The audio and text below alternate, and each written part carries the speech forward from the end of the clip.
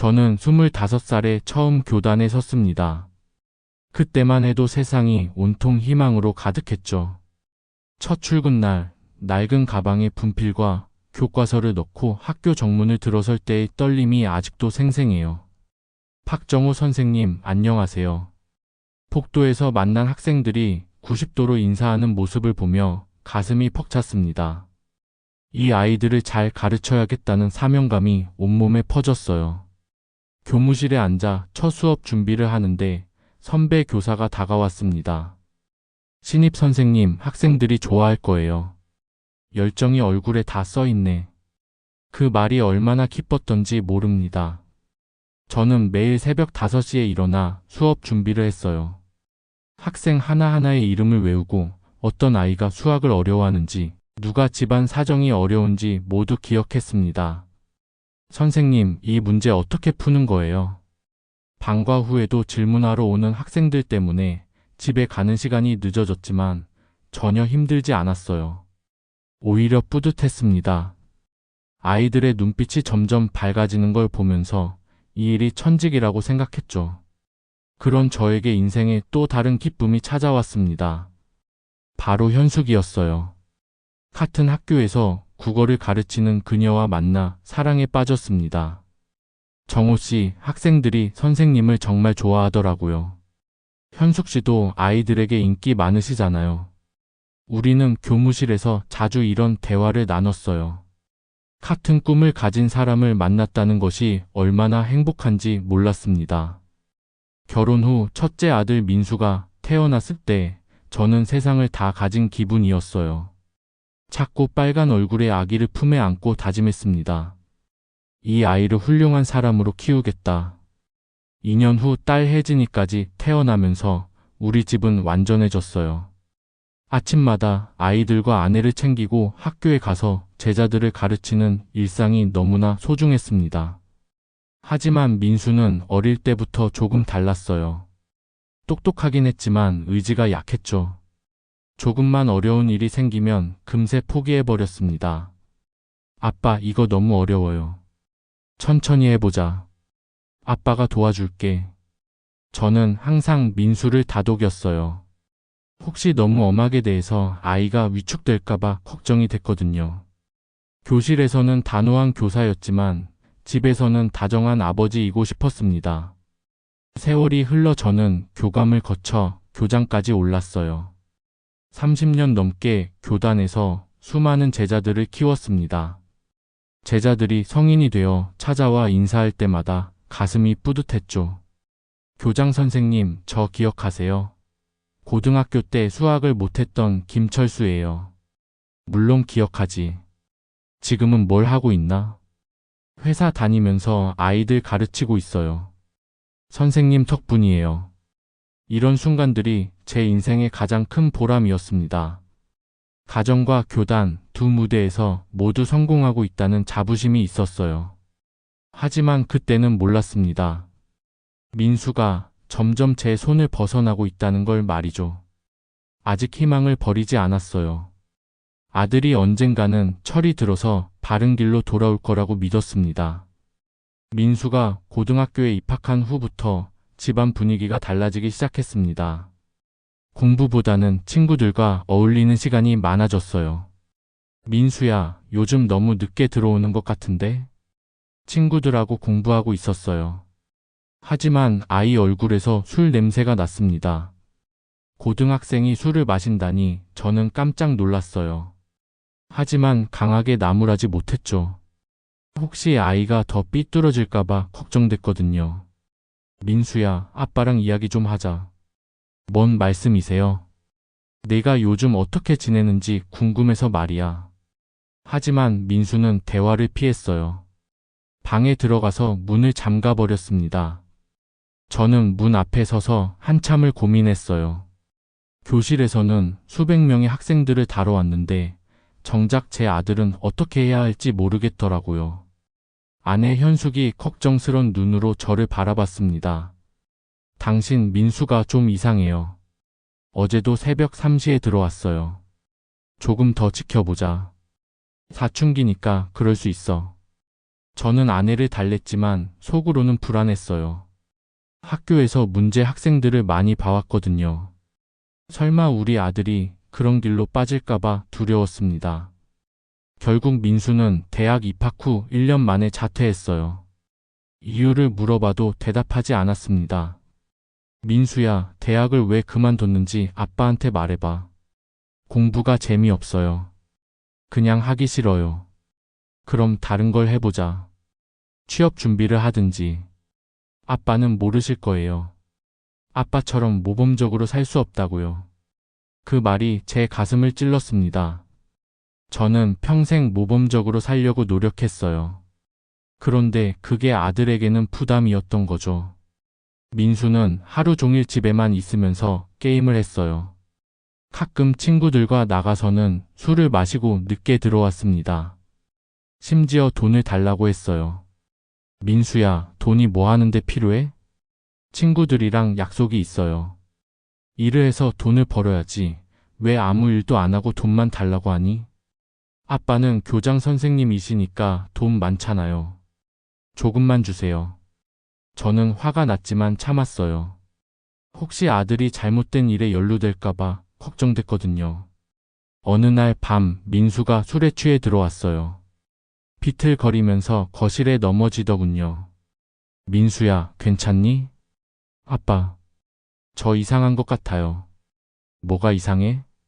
저는 왜 아빠처럼 될 수 없을까요? 왜 이렇게 살고 있을까요? 그 순간 아들의 눈에서 눈물이 흘렀어요.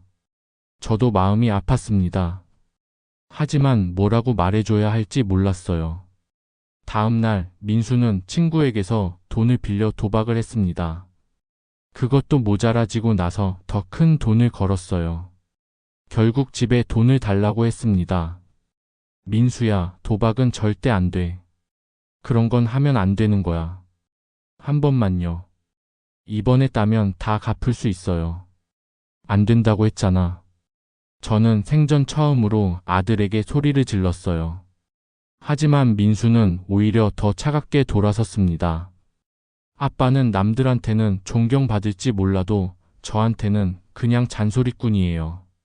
저는 아빠가 원하는 아들이 될 수 없어요. 그 말을 듣는 순간 가슴이 무너지는 것 같았어요.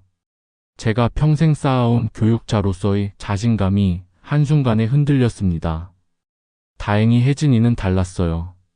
오빠와는 정반대로 성실하고 똑똑했습니다. 공부도 잘했고 친구들과의 관계도 좋았어요. 아빠, 저 오늘 학급 회장에 당선됐어요. 정말? 우리 혜진이가 대단하구나. 혜진이를 볼 때마다 마음이 따뜻해졌어요. 적어도 한 아이는 제대로 키웠다는 안도감이 들었습니다. 대학에 입학한 후에도 혜진이는 성실했어요. 학업과 아르바이트를 병행하면서도 집에 자주 안부를 물었습니다. 아빠, 오빠는 요즘 어때요?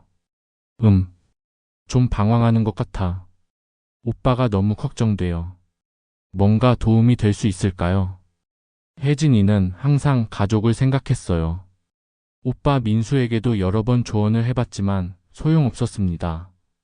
혜진이가 대학을 졸업하고 좋은 회사에 취업했을 때 저는 정말 자랑스러웠어요. 혜진아, 축하한다.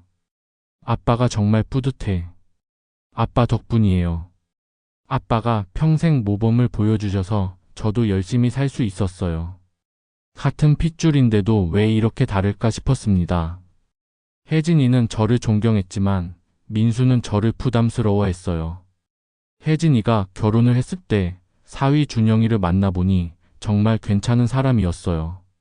성실하고 예의 바른 청년이었습니다. 아버님, 혜진이를 잘 부탁드립니다. 준영아, 우리 딸을 부탁한다. 결혼식 날 저는 눈물을 참을 수 없었어요. 기쁨과 아쉬움이 동시에 밀려왔습니다.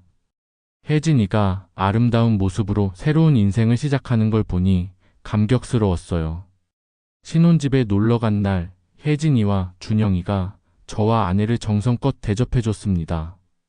아버님, 어머님 자주 오세요. 언제든 환영이에요. 고맙다, 준영아. 우리 사위가 있어서 든든해. 혜진이는 결혼 후에도 일주일에 한 번씩 안부를 물었어요. 명절이면 음식을 정성껏 차려서 부모님을 모셨습니다. 아빠, 엄마 건강하게 오래오래 사셔야 해요. 고맙다, 혜진아. 네가 있어서 아빠가 힘이 나. 하지만 그럴 때마다 민수 생각이 났어요. 왜 한 아들은 이렇게 효자며 다른 아들은 그렇지 못할까요? 어느 날 혜진이가 심각한 표정으로 말했습니다. 아빠, 오빠 일로 상의할 게 있어요. 무슨 일이니? 오빠가 요즘 더 심해진 것 같아요. 어제도 친구한테서 돈을 빌렸다면서 집에 왔잖아요. 저는 한숨을 쉬었어요. 혜진이도 오빠를 걱정하고 있었던 거죠. 아빠도 어떻게 해야 할지 모르겠어. 오빠를 너무 감싸주시는 것 같아요. 때로는 엄하게 대하셔야 해요. 혜진이 말이 맞았어요. 하지만 저는 쉽게 결정하지 못했습니다. 그러던 어느 날 저는 문득 생각했어요. 내가 교사로서는 성공했을지 몰라도 아버지로서는 실패한 게 아닐까. 한 아이는 너무 잘 키웠고 다른 아이는 제대로 키우지 못한 것 같았거든요. 밤에 혼자 앉아서 고민에 빠졌습니다. 교단에서는 수많은 학생들을 올바른 길로 인도했는데 정작 제 아들은 어떻게 해야 할지 몰랐어요. 현숙이가 아픈 건 갑작스러운 일이었어요. 처음에는 단순한 감기인 줄 알았습니다. 여보, 몸이 좀 아파. 병원에 가봐야겠어. 그래, 빨리 가보자. 하지만 검사 결과는 충격적이었어요. 암이었습니다. 그것도 이미 많이 진행된 상태였죠. 선생님, 환자분 상태가 많이 안 좋습니다. 의사의 말을 들으며 세상이 무너지는 기분이었어요. 아내가 이렇게 될 줄 꿈에도 몰랐습니다. 여보, 괜찮을 거야. 치료받으면 나을 수 있어. 고마워요, 당신. 평생 고생만 시켰는데. 현숙이는 병원에서도 가족 걱정만 했어요. 특히 민수를 많이 걱정했습니다. 당신, 제가 없으면 민수가 어떻게 될까요? 걱정 마. 내가 잘 챙길게. 하지만 속으로는 저도 불안했어요. 아내가 없으면 민수를 어떻게 감당할지 막막했습니다. 현숙이의 병세는 날로 악화됐어요. 3개월 동안 병원에서 치료받았지만 소용없었습니다. 저는 매일 병원과 집을 오가며 간병했어요. 아빠, 제가 도와드릴게요.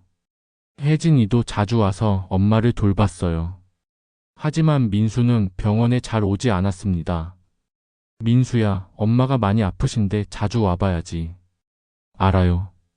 바빠서 그래요.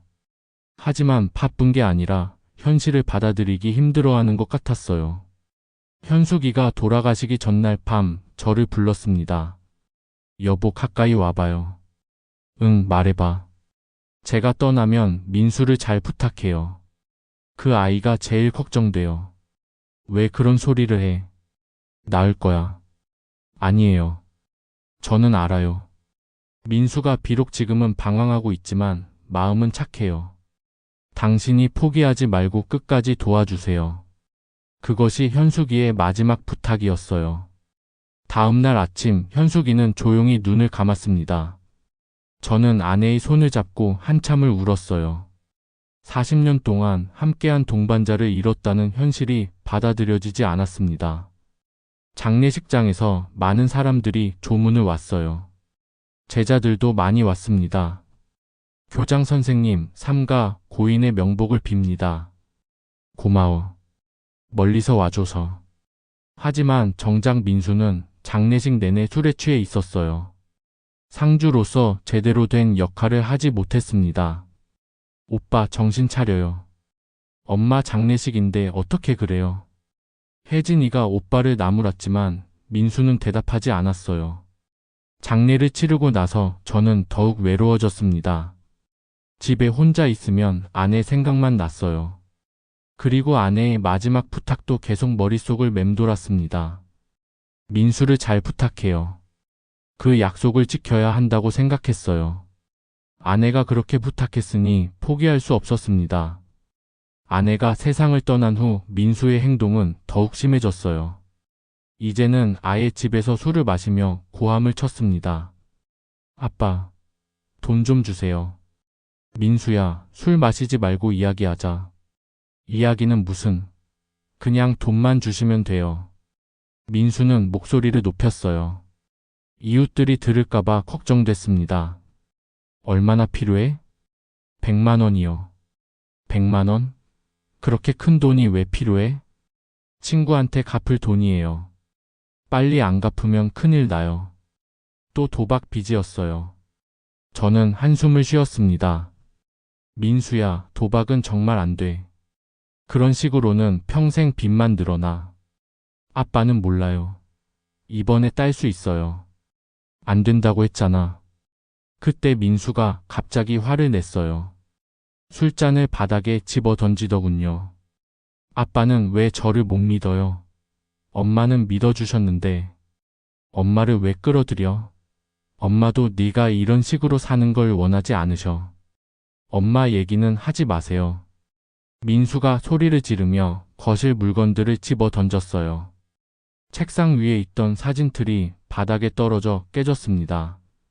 그것은 아내와 찍은 결혼 사진이었어요. 민수야, 그만해. 하지만 민수는 멈추지 않았어요. 술에 취해 계속 물건을 던지고 고함을 쳤습니다. 다 싫어요. 이 집도 아빠도. 그러더니 갑자기 저에게 달려들었어요. 그리고는 제 뺨을 때렸습니다. 아빠 때문에 저도 엄마도 불행했어요. 순간 머릿속이 하얘졌어요. 평생 교단에서 존경받으며 살았던 제가 제 아들에게 맞다니. 믿을 수 없는 일이었습니다. 민수야, 너는 지금 뭘 하고 있는 거니? 저는 뺨을 만지며 아들을 바라봤어요. 민수도 자신이 무슨 일을 저질렀는지 깨달은 것 같았습니다. 하지만 사과하지는 않았어요. 그냥 방으로 들어가 문을 쾅 닫아버렸습니다. 저는 한참 동안 거실에 서 있었어요. 깨진 사진틀을 치우면서 눈물이 났습니다. 내가 낳고 기른 아들이 나를 때리다니. 이런 굴욕이 있을까요? 다음날 혜진이가 집에 왔어요. 거실이 엉망인 걸 보고 깜짝 놀랐습니다. 아빠, 무슨 일이에요? 저는 어제 일을 털어놓았어요. 혜진이는 분노했습니다. 아빠, 이제 그만 끊어내셔야 해요. 오빠가 너무 심해졌어요. 하지만 엄마가 마지막에 부탁하셨어. 엄마도 이런 걸 원하지 않으셨을 거예요. 오빠가 아빠를 때렸다고요?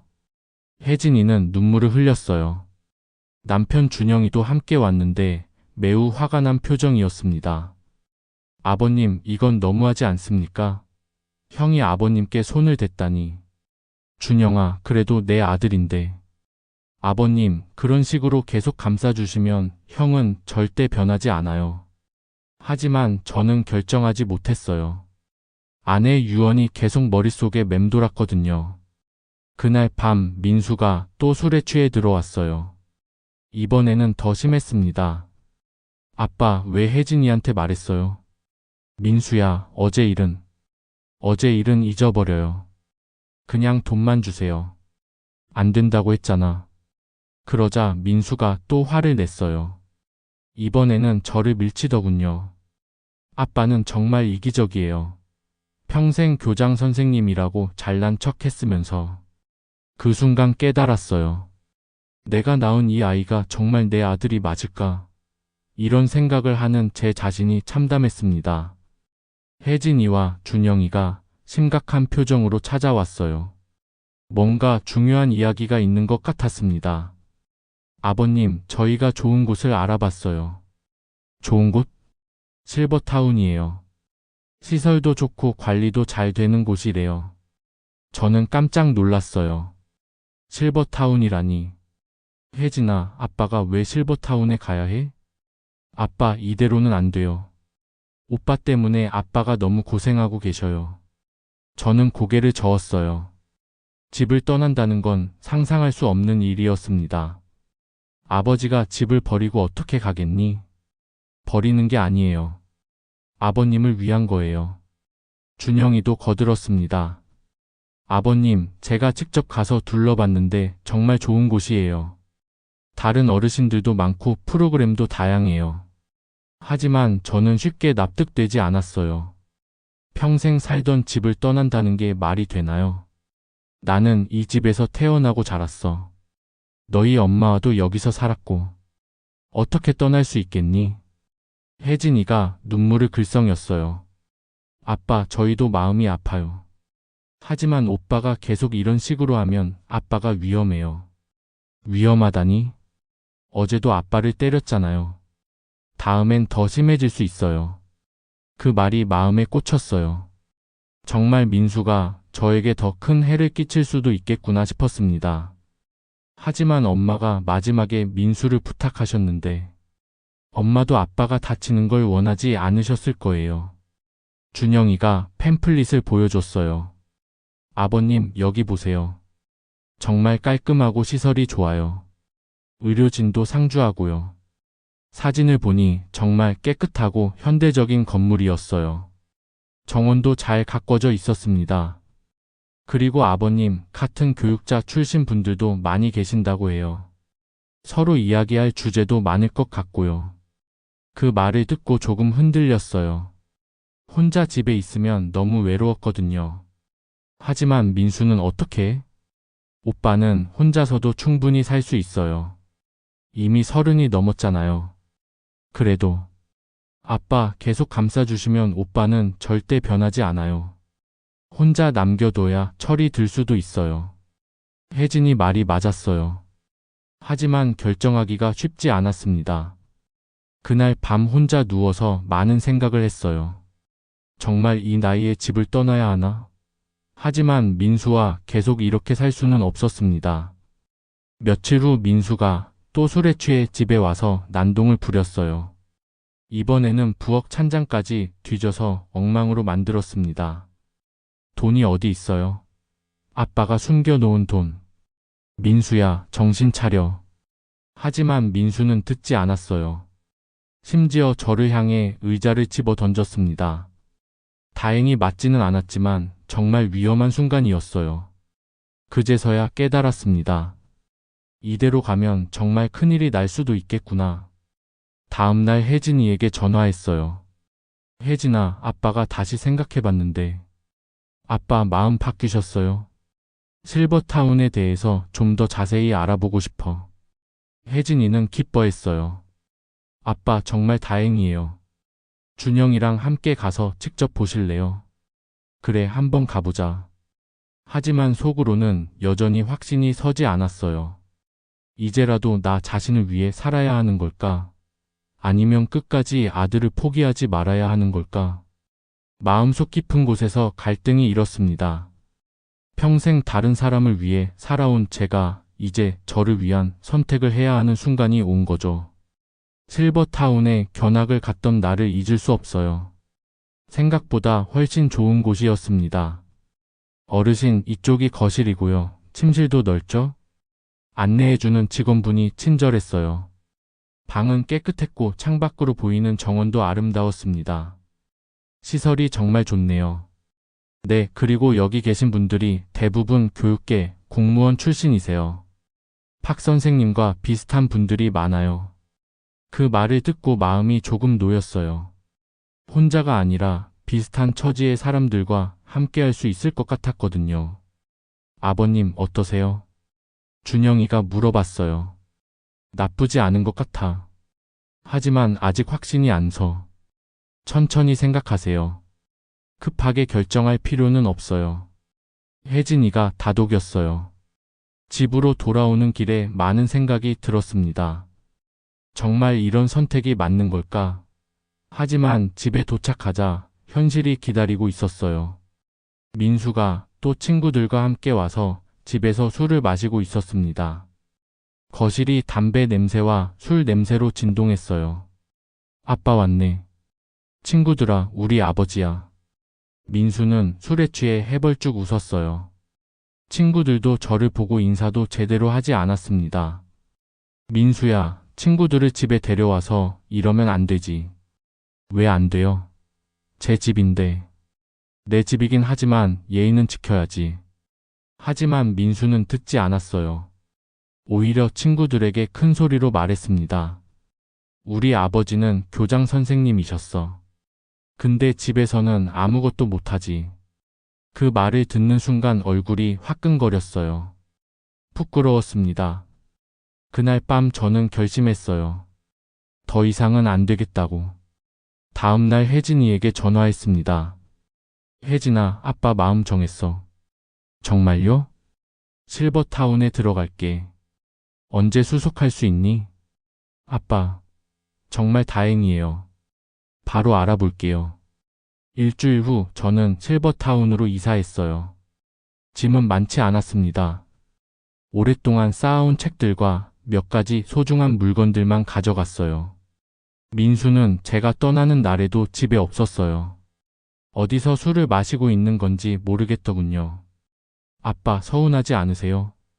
괜찮아. 이제 민수도 혼자 살아봐야지.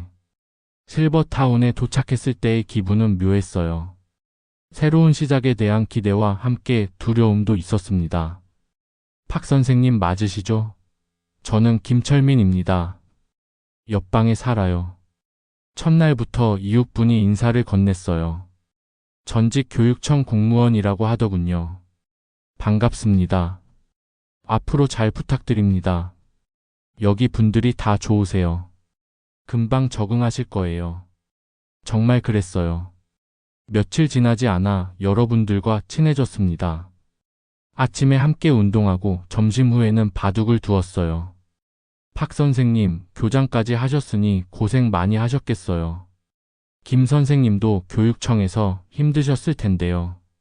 서로의 경험을 나누며 이야기하는 시간이 즐거웠어요. 오랜만에 마음이 편해지는 느낌이었습니다. 실버타운에서는 다양한 프로그램이 있었어요. 요가, 서예, 독서 토론까지. 저는 독서 토론에 참여했습니다. 오늘은 어떤 책을 읽으셨나요? 저는 요즘 교육 관련 책을 다시 읽고 있어요. 아, 역시 교육자시네요.